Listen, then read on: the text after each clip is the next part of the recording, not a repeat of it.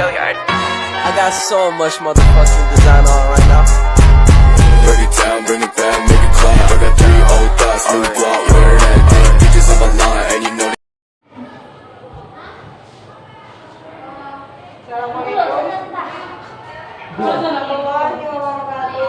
Waalaikumsalam warahmatullahi wabarakatuh.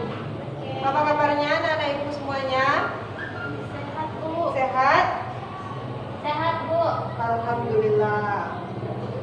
Aini sama Fadri apa itu lagi? Ya Bu. Cinta Bu. Ayo belajar lagi belajar. Ya Bu.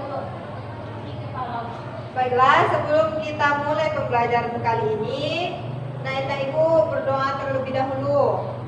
Silahkan ketua kelas dipimpin doanya. Baik, doa. Bismillahirrahmanirrahim. Rabbi shrahli sadri wa yassir li amri wa yahlul 'uqdatam min lisani yafqahu qawli. Rabbi zidni ilma. Baiklah, sekarang kita masuk ke pembelajaran kita tentang kebenaran penurunan Al-Quran. Nah, yang mana pada pembelajaran kali ini kita akan membahas 3 pokok poin pembelajaran, yaitu pengertian, cara turunnya Al-Quran, dan hikmahnya. Selanjutnya kita masuk pada poin yang pertama, yaitu pengertian turunnya Al-Quran.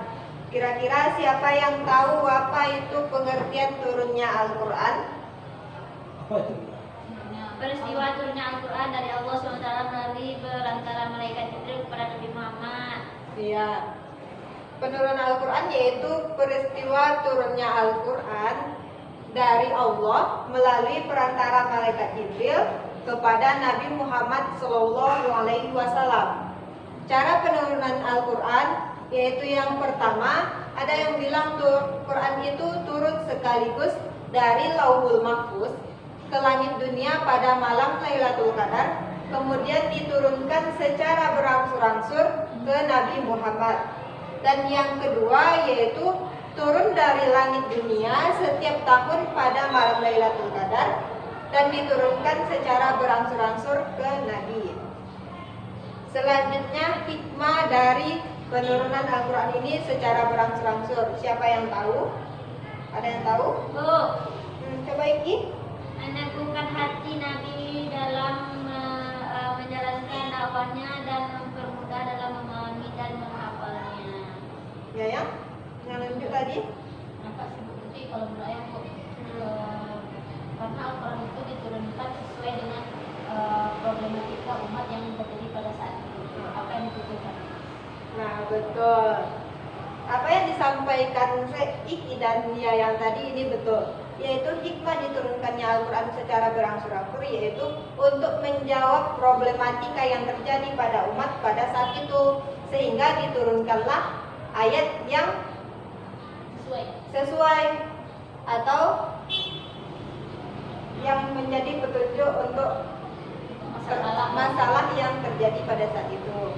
Selanjutnya dengan turunnya Al-Quran secara berangsur-angsur yaitu untuk meneguhkan hati Nabi dalam menjalankan dakwahnya dan mempermudah dalam memahami dan menghafalnya. Kalau diturunkan secara berangsur-angsur, jadi Nabi dan para sahabat lebih mudah dalam memahami, lebih mudah dalam mengingat dan menghafalnya. Nah, sekian pembelajaran kita pada kesempatan kali ini. Ada yang bisa menyimpulkan? Coba ya yang.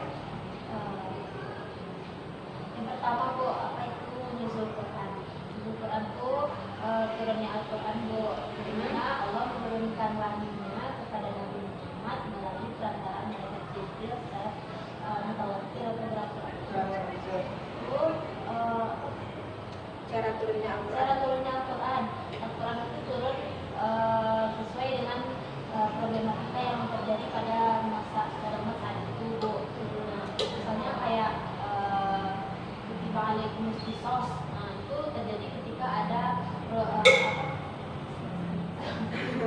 ada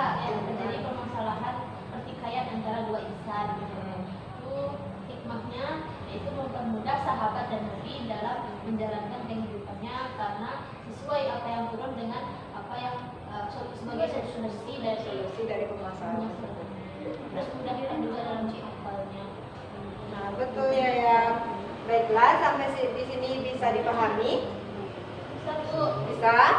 Nah, untuk tugasnya minggu depan, Ibu minta mapping tentang kebenaran penurunan Al-Quran. Sekian pembelajaran kita pada hari ini. Kita ucapkan dengan Alhamdulillahirabbil alamin. Assalamualaikum warahmatullahi wabarakatuh. Waalaikumsalam warahmatullahi wabarakatuh. Tarik kok. Matian lah ya.